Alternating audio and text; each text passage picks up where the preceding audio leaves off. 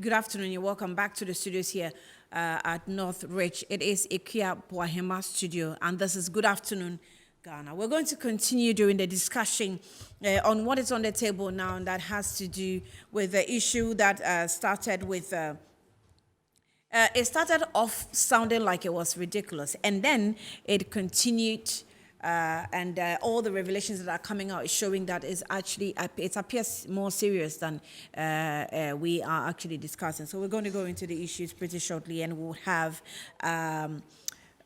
have Justice Abdullahi with us to discuss what is going on with Aisha Huang.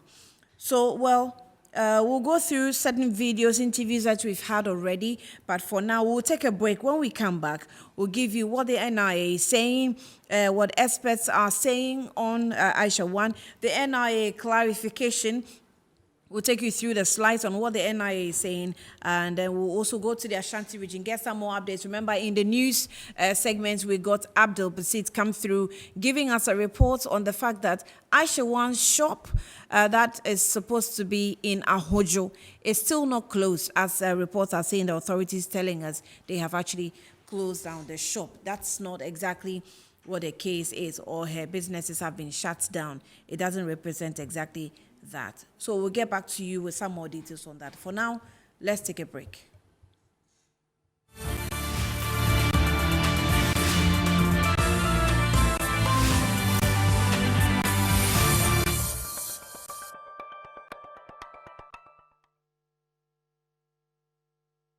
All right, you're welcome back to Good Afternoon, Ghana. Now let's go for a video of what experts have been saying about Aisha Huang. We have Justice Abdullahi and others who've been speaking about it. And so we go for that video. We'll get back to you with some more videos. Aisha Huang, the Galamsey Kingpin who managed to evade immigration officials to re-enter the country to carry out illegal mining activities, has got tongues wagging, once again questioning the effectiveness of the immigration service and government's commitment in making the illegal acts unattractive, not just to locals but foreigners. Private legal practitioner Justice Abdullahi says the rearrest of Aisha Huang is an embarrassment to the executive and has called on the Attorney General to prosecute the Galamsey Kingpin under the full force of the law.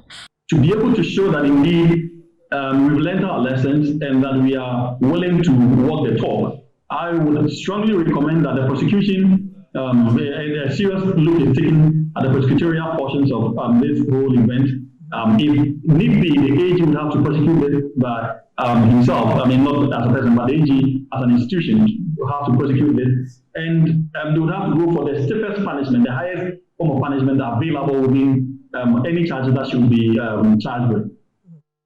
Haji Inisa Hussaini, former lands minister, spells out details of her prosecution. We had recently amended the law, and she could go in as for the maximum penalty, because what she had done is to treat the country with contempt. She's simply thrown away the goodwill and sympathy that we had for her, or that government had for her, or some members of government had for her, and declared her persona non grata and deported her. George Merkuduka, who is the Deputy Minister for Lands and Natural Resources, however, says Aisha Huang will be made to face stiffer punishment this time around.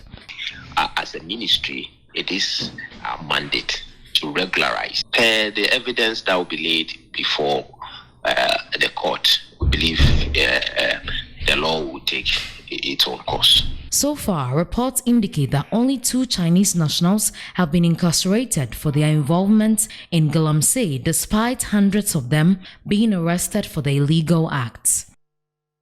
All right, that's former Minister Inisa Hussaini. So you heard him in that video. Now let's go on to the next one, where Kenneth Jesse took us through the journey of what has happened so far as Aisha Huang's arrest or re-arrest is concerned. The National Identification Authority says their records do not contain any individual who bears the name Aisha Huang. This comes after images surfaced online in what is believed to be the Ghana card of the Chinese Galamsey Kingpin, who identifies as Aisha Huang, and was arrested this week for re-entering the country after she was deported 4 years ago.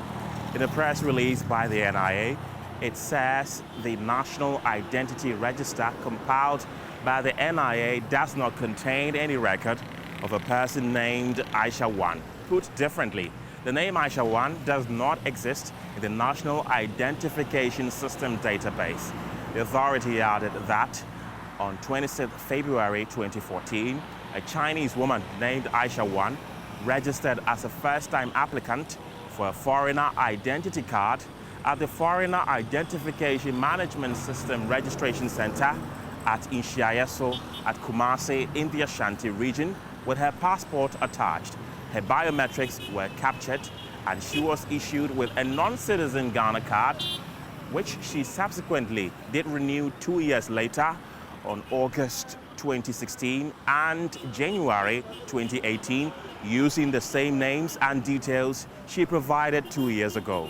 However, on 25th August 2022, at about 10:35 a.m. local time, an incident, according to the NIA, occurred at the FIMS registration center in Tamale in the northern region, involving a Chinese national who visited the center as a first-time applicant with the following details. She gave her forename as Ruhia, with Ruhia being spelled as Ruixia, and her surname as Huang, with Huang being spelled Huang. And she also gave her date of birth as 7th November 1975. The said request, according to the NIA, was not granted after it was found that that individual's biometrics already exist in the NIA database. Now, the NIA is assuring the general public that its technical system remains robust and that it will guard jealously the boundaries of Guinean citizenship and prevent unqualified foreigners from obtaining the Ghana card meant for Guinean citizens.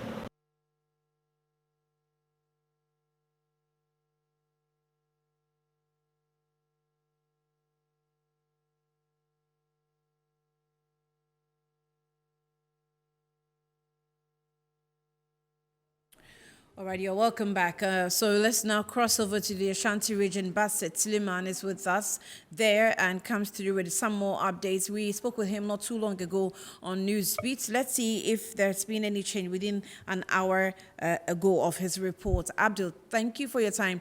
Welcome back to Good Afternoon, Ghana. So since last I spoke with you, Aisha Huang's shop that's supposedly, supermarkets actually, supposed to be in Ahojo was opened and duly operating or in operational. What can you tell us now?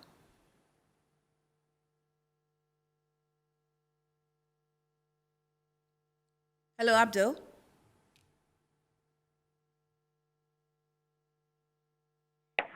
Okay, Abdul, can you hear me? Yes. Can you hear me now? Right. So I was asking that about an hour ago when I spoke with you, Aisha Huang supermarket was still opened at Ahojo. Is it still the case, or authorities may have done something? No, the shop is still open as I speak with you right now. I can see some people uploading items from the shop as I speak with you. There's nothing like closing the shop.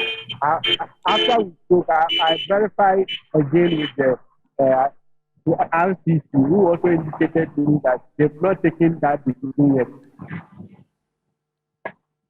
So now let's spend some time to clarify to me, is Aisha Huang a resident in Kumasi? Does she live in Kumasi and does most of her activities in Kumasi?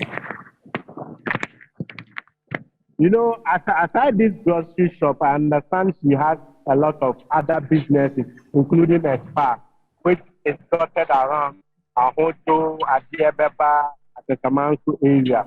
And you know, mining is also one of the things that has even brought her, put her into all this mess. Because I know one of her concession sites at Dupotin in the Amansia Central District of the region, where she's doing illegal activities with full protection at that site. I've been there some years ago, and you know, recently she when she was arrested recently, to I understand the activity of mining, so she's still doing the activity of the mine. But currently, as I speak with you, the shop is open. Activities very soon. I'll go and try and interact with other customers who are entering the shop and those around the shop to find out how they feel about the news of the arrest and what do they make of buying items at the place.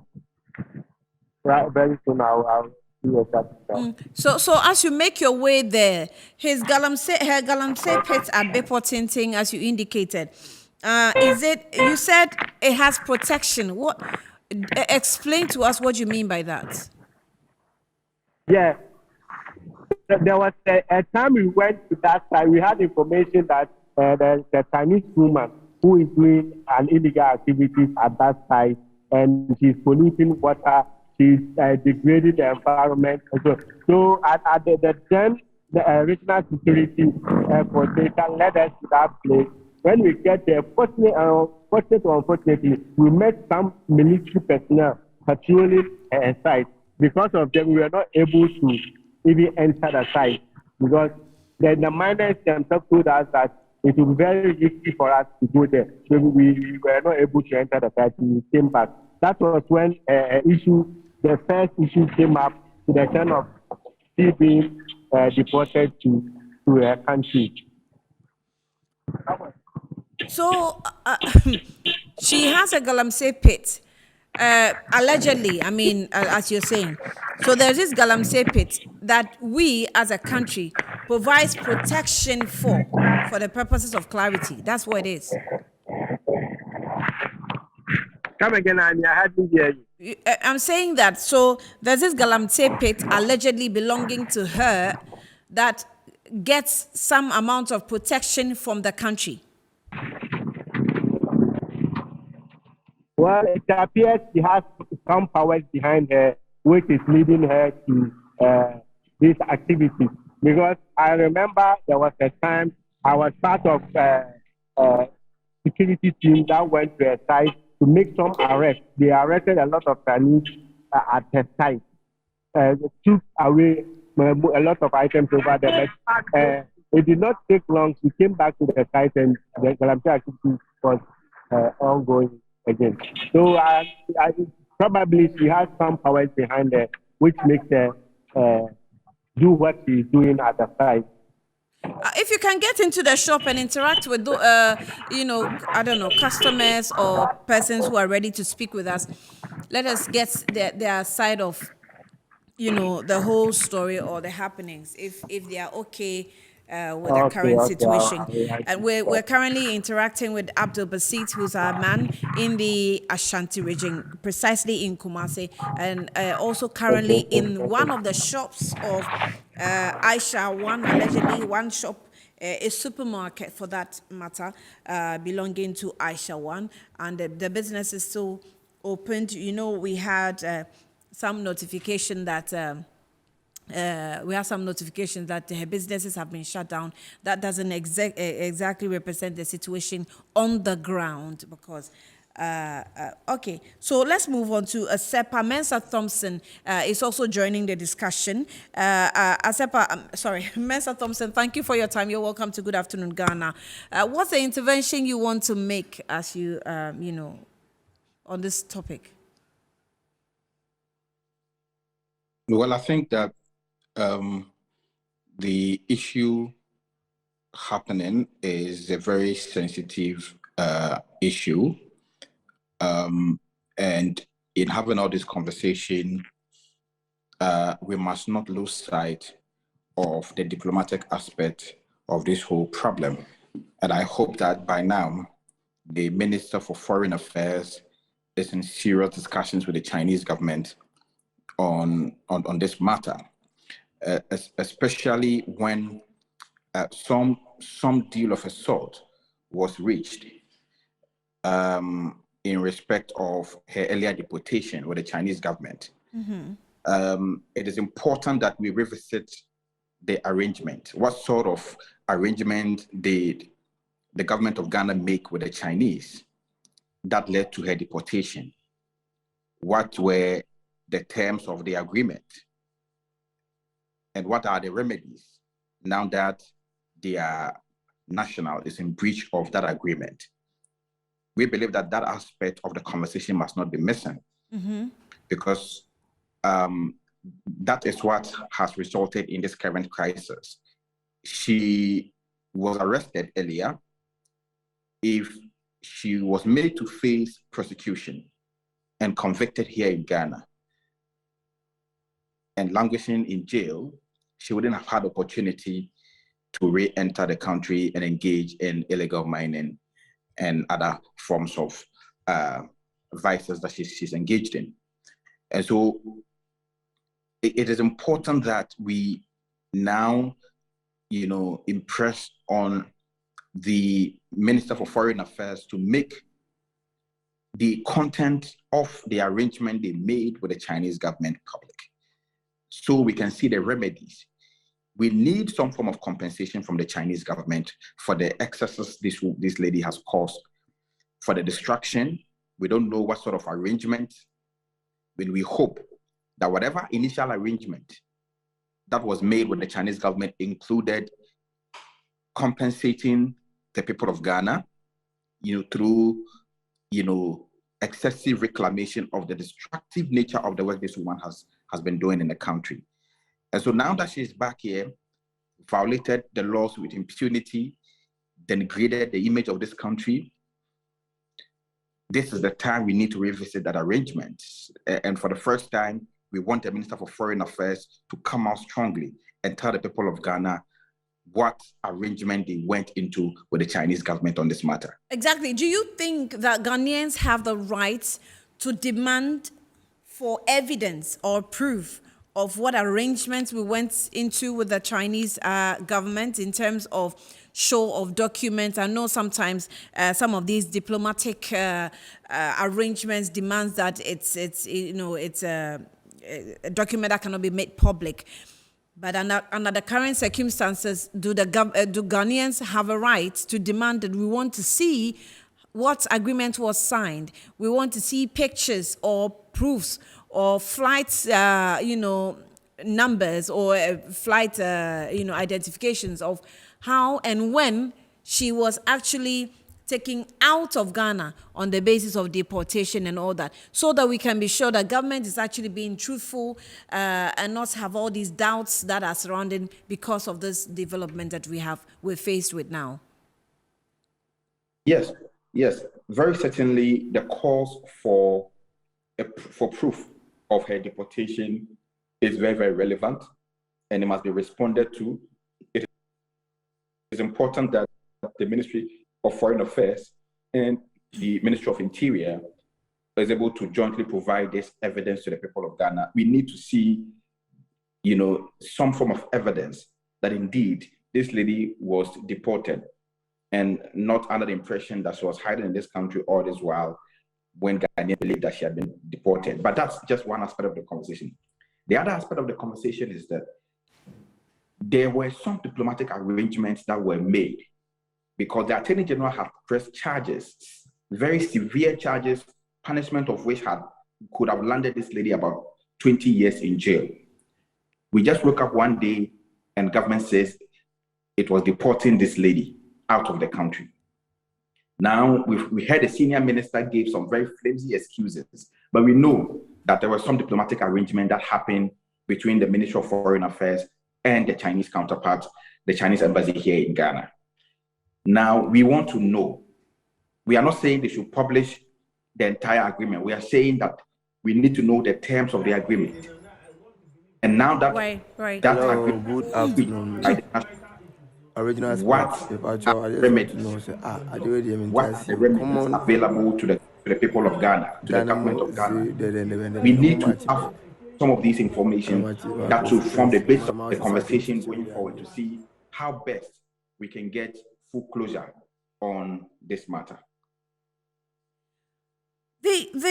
Let me digress just a little bit. And I was saying it about an hour ago that the issue with Aisha Huang is just a microcosm of the Galamsey Menace, as a whole, where I actually went to Elembele, and the banter between the DCE and the police is just revealing a lot, that even the DISEC has been actually indicted by an organization in that area that is, they go by the name Environmental Advocacy Group, accusing DISEC in the Elembele district of even being accomplices or even leading Galamsey activities.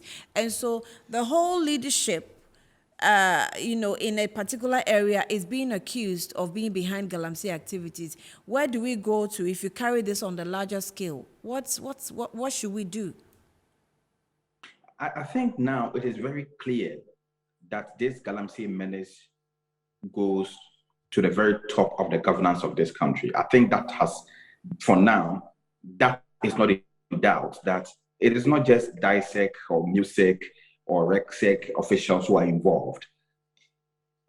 We are talking about at the top level of governance, i.e. the presidency, because there's been previous allegations of direct involvement of persons close to the seat of government involved in this Galamsey menace. Nothing was done about it. The allegation keeps festering on, and day in and day out, we seem to get,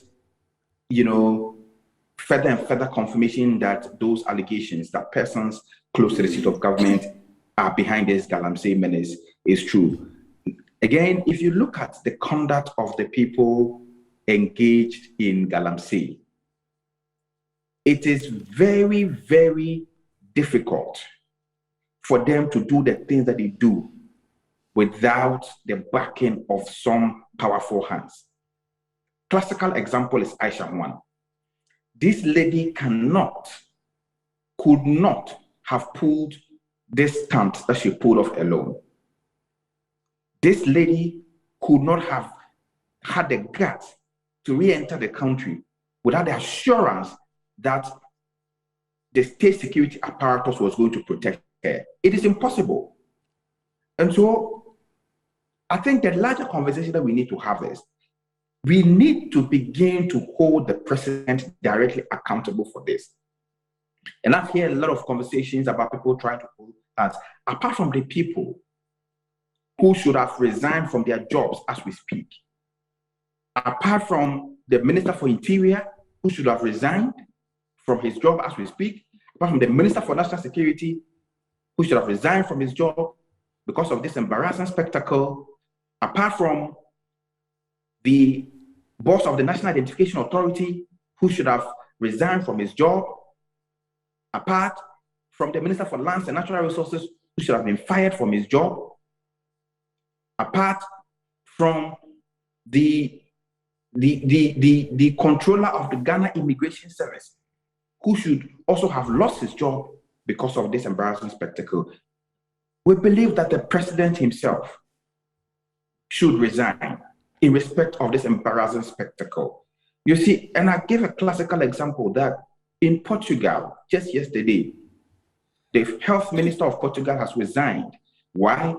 Because an Indian tourist who was in labor went to the hospital and could not get treatment and was on had to be rushed to a different hospital, and on the way, she passed away.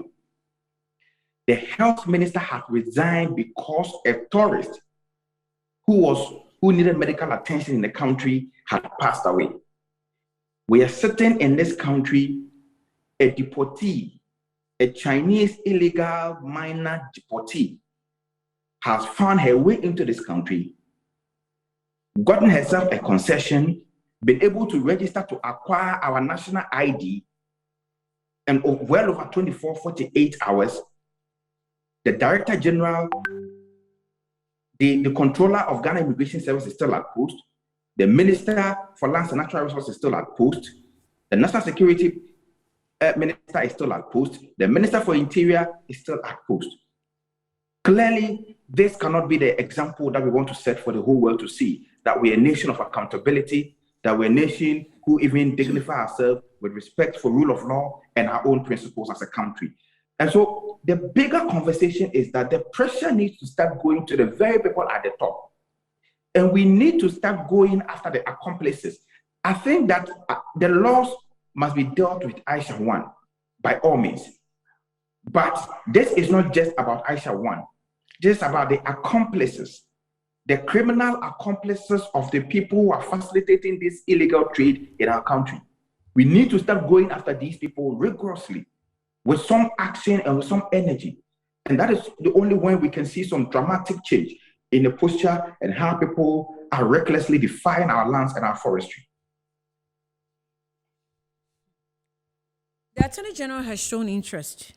I think that might go quite a distance to help the process and the stage at which we are now, or we have lost faith in the government or any institution that tries to make an effort. No, the Attorney General's intervention is good. We hear the Attorney General has called for the docket of this lady to handle the prosecution themselves. And I think it is great. It is great, but whether the Attorney General is going to follow through to finality is also another matter, because there's been precedent. When she was arrested earlier, first they slapped some administrative charges on her, which was later rejected by a lot of Ghanaians. And then the charges were reviewed and harsher charges were pressed against her, which could have landed her at least 25 years in jail. And just when those charges were leveled against her, just when she was about to put before a court of law to be prosecuted, then she had to be deported. And so within that period, what happened within the period where her charges were changed from mere administrative charges or administrative offenses to criminal offenses, real criminal offenses, then she had to be deported. And so are we going to have a repeat of the 2018 event? Are we going to see the Attorney General follow through? Because this woman should go to jail to serve as a deterrent to a lot of the foreigners who are in this country who think that they can enter into our country, defy our country anyhow they want, and there will not be any consequences. How will we call them to order? The institutions that we have so much faith in and thought that they were working on these issues seem to have let Ghana down in this score, on that score. So as Alliance for Social and Public Accountability, are you going to be maybe the civil society organization that is now going to be a neutral body that will be demanding for questions? Because we have the presidency is involved, definitely. The Attorney General is involved. Immigration is involved. And they are all, to a certain extent, guilty of the current situation with Aisha Huang. So some neutral body should represent the people of Ghana and demand answers. How should that be, situated? Well, yeah, we civil society organizations will continue to play our parts. Since the matter broke, we've heard a lot of interested parties, interested civil society organizations showing tremendous interest in the subject, and I think that is good. We are going to follow the matter through. But then again, civil society organizations don't have the powers to press charges. It is the Attorney General who is seized with the powers to initiate such criminal prosecutions and ensure that this woman languishes in jail. What we are going to do on our part is to ensure that we follow through the process. We keep our eye on the process and ensure that along the line, the case does not get retarded or frozen or necessarily delayed. We believe that the prosecution of Aisha Huang should be a fast-track court, and we perhaps will even call for a public prosecution. We need the public to be involved, to see, follow suit, and see what is happening right until the day she is sentenced and convicted. Because you see, there are Ghanaians languishing in jail for a fraction of the offenses that this lady has been causing. And so if the people who are the owners of the land, the Ghanaians themselves, are languishing in jail, then it will be insulting that this lady will go scot-free the second time. And so we are going to do our part, follow the process, put pressure on the Attorney General to ensure that the prosecution is a fast-track prosecution and not a prosecution that is going to languish on a trial that is going to drag on 3 years, 2 years trial. No. This is a maximum 2 months trial. This woman should be thrown into jail to serve as a strong deterrent to a lot of the foreign nationals who are living in our country. And so we will be following suit to put this pressure. But like I said, the power doesn't lie with us. The powers lies with Attorney General and there are relevant state agencies to ensure that the people of Ghana get closure and justice. Will this be a chance or an opportunity for us to extend, an extra eye or pay attention to other Chinese nationals who seem to be taking over Galamsey pits dotted across the country, because it is all over the place, to be precise. It's actually all over the place. So do we now have to pay some serious attention to this area and make sure that we extend the eye of observation across and not just on Aisha Huang? Yeah, precisely. And I think that this Aisha Huang incident has just reopened a can of worms, which has been lingering on for a while. And some way, somehow, we all felt that, the fight against corruption is going on. The fight against Galamsey is going on. The government has set up an interministerial committee. The government has invested millions and millions of cedis into the fight against Galamsey. So some way, somehow, we all felt that, something was being done. Now, this Aisha Huang incident has exposed the condition in which the fight against Galamsey is in, and that the fight against Galamsey is just a talk shop, and nothing really is indeed happening on the ground. Now, that is now going to assert our monitoring and our oversight in respect of how these minings are conducted in the areas. And so we are going to extend a lot of the work. A lot of us are going to come up with projects that will require us to travel to the hinterlands to assess the extent of devastation of these forests and to come up with reports that are going to really let the people of this country know whether indeed the fight against Galamsey is going on or not. And so it just reaffirms the work that we civil society organizations have to do. And I think that we have relented in a bit. Some of us, civil society organizations, need to also share the blame. We can't always be criticizing the government and leave ourselves. We are the eye of society. We are supposed to ensure that at every point in time, we put our eye on society and ensure that the government policies, the government interventions, and the things the government sees it is doing. For 3 years, we've all turned a blind eye to the fight against Galamsey, riding on the notion that the government was actually fighting it, when indeed, in actual fact, the government is only facilitating it. And so we just have to refocus our attention in those areas and ensure that we shine a light on the devastation that is going on and try to put a stop to this menace once and for all. Asepa, thank you. Mensa Thompson, thank you. I don't know why I keep calling you Asepa. He is the Executive Director for Alliance for Social and Public Accountability, speaking to us on the development of Aisha Huang, which he has indicated that it's necessary that we extend monitoring lenses onto the picture at large and then bring, either other foreign nationals who have taken over mining pits, turn them into Galamsey pits and destroying the lands of Ghana. We'll be back shortly after that.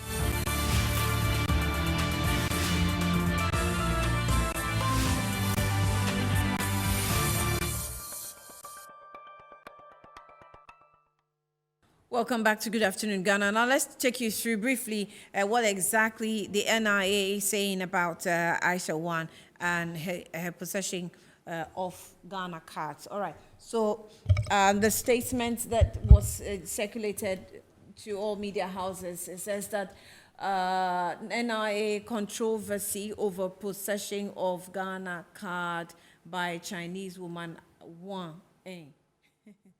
On the 6th of September 2022, the attention of the National Identification Authority has been drawn to mainstream and social media reports and discussions on the arrest of a Chinese national popularly known as Aisha Huang, and who was found to be in possession of Ghana card bearing the name Huang. And NIA wishes to respond to and clarified the situation as follows. 1. Since 2012, our laws has required all foreigners permanently resident in Ghana, i.e. for 90 days or longer, who are not diplomats or representatives of international or non-governmental organizations to register for and acquire the national identity card of Ghana. 2. The Ghana card issues such qualified foreigners in a non-citizen identity card, and is so captioned in red lettering above the card holder's personal details. Now, this distinguishing image of the citizen and non-citizenship card are attached, and you find the cards that they have put there just to indicate how it is. But let's cross over to the Elembele, where Rufai is. He came through also on Good Afternoon Ghana, but he gave us, on the news, but he's just sent us some videos that indicates that he says that the excavators that were missing have been found. Rufai, thank you for your time once again, and you're welcome to Good Afternoon Ghana. So what's the updates? What can you tell us? Yeah, so as we speak, the District Chief Executive for Elembele, Kwesi Bonsu, is being held by the police command. And his lawyer even attempted going inside to see him and was prevented by the police. It is unclear what exactly the police are doing with the DCE. So many people are raising eyebrows as to why he's been detained for a very long time. So journalists who went to the police quarters, to police headquarters to cover the arrest of the DCE have all been guarded, and at the moment it is unclear what exactly the police will be doing. But we are very sure that when the DCE, if they release the DCE or he's able to come out, he will be telling the country exactly what transpired between him and the police command. But the issue is that the DCE was arrested alongside 3 others, his driver, his special assistant, and 1 additional guy, when they attempted confronting the police who were escorting the excavator that has been found. Remember that some few days ago, there had been some banter between the District Chief Executive and the police command over the missing of the 2 excavators which were seized during an operation in the area. Illegal miners took over the Nkrofo Senior High Secondary School, and the police led a team to the area to seize their operations and to burn some equipment. And in the process, they also seized 2 excavators. And during the seizure, he handed them over to the police. But when the 2 excavators got missing, the police insisted that the excavators were not in their care. So the District Chief Executive also insisted that he actually handed over the excavators to the police command. So when the police carried out their own investigations and intelligence gathering and realized that one of the excavators was found in the deeper forest of within the district, they went for it. And when they were escorting it to Sekendi Takoradi, the District Chief Executive got wind of it. He got information that one of the excavators was on its way to Sekendi Takoradi. That was when he and his driver and his special assistant, as well as 1 additional guy, confronted them that he wanted to find out exactly where they were coming from, and that he had identified the excavator as one of the missing 2 excavators in the district. And so at the moment, that is the update. And the District Chief Executive is still being held by the command at the headquarters. And so we are all waiting anxiously to see the outcome and exactly what the DC will be saying. So for the purposes of records, the 2 that have been found, where are they now? The excavator that has been found is 1. It's left with 1. It's only 1 that has been found. And it's been brought to, it's currently stationed at the police headquarters. 1 has been found? 1 has been found, so 1 is still missing. So we are monitoring the situation, as and when maybe the other 1 too would also be found by the police. But at the moment, the DCE is being held for the confrontation that ensued between him and the dispatch team that went for the excavator So this is morning. it that someone found it, gave a tip-off, and then alerted the police? What exactly happened? At the moment, the police have not been able, for them, they are saying that they are intelligent and days of investigations. You know, the whole of this week, in fact, from the weekends up to the beginning of this week, there's been that banter between the DCE and the police command over the missing excavators. And so the police also laid ambush in the area, trying to use all investigative machinations and intelligence that they could gather with regards to how they were going to map out strategies in the area in order to retrieve the missing excavators. And lo and behold, they found one. But as to why, they did not inform the district chief executive, who is the chairman of the District Security Council, what has been the development so far, and we're leaving the district with the excavator. That has baffled many people. And perhaps that might have informed the decision of the DCE to confront them with his people. As to why he was not adequately informed. So I earlier on spoke with the environmental advocacy group, who also have made very wild allegations that the whole of DISEC in that area must be, dissolved, because they suspect that that whole committee is involved in Galamsey activities, destroying the community. Yeah, but that's the position of a civil society organization. Maybe they've also done their own independent investigation. But you see, the current development is pointing out something fascinating. Why is the district chief executive, who is the chairman of the District Security Council, not trusting the police command? And why is the police command not also trusting the district chief executive? These are the pertinent questions that many people are asking. And so it will stand to reason that the civil society organization might have done an independent work that suggests that indeed all members of the District Security Council could be culpable in this whole exercise. So, for example, the school that we're told mining activities or Galamsey is going on right in the compound of the school, what's happened to the students, the teachers, the school authorities, and the students themselves? Where are they? Yeah, it is not actually inside the school, but within the premises of the school. For example, if you have a school and the school park and then a school garden, just the school environment, the land belongs to the school. So it's within the school premises. It's not necessarily within where the infrastructure of the school is currently located, but it's within the premises, like the compound, the land that belongs to the school. And remember that the member of parliament of the area, Emmanuel Amakufipua, and the district chief executives, they are all members of the school. They are all old students of the school. I'm sure that might have sparked this anger and the zeal to fight the menace of these kanka in the area, especially when it had to do with their own school.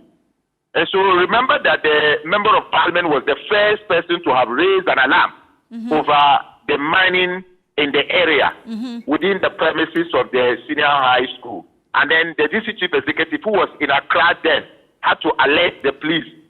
And then when he got to town, they decided to lead that operation, which metamorphosed into the seizure of the excavators and burning of some of the equipment in the area. Zambaga, thank you for Rufai, thank you for speaking to us and giving us also updates coming in from. You're welcome. Salaga will be following. From Elembele. We'll be following up and give you some more updates in subsequent bulletins. But that is the update from Elembele on the mining activities, and also earlier on we went through all the updates of Aisha Huang, popularly known the Chinese Galamsey Kingpin in the country, who is turning everybody's head around on her smartness in operating, and of course winning of Ghana and setting up businesses from what she's been able to do from the Galamsey activity she carries out in the country. We definitely will come through with some more, but for now, time will allow us to end here on Good Afternoon Ghana. Entertainment Review is next with the beautiful ladies.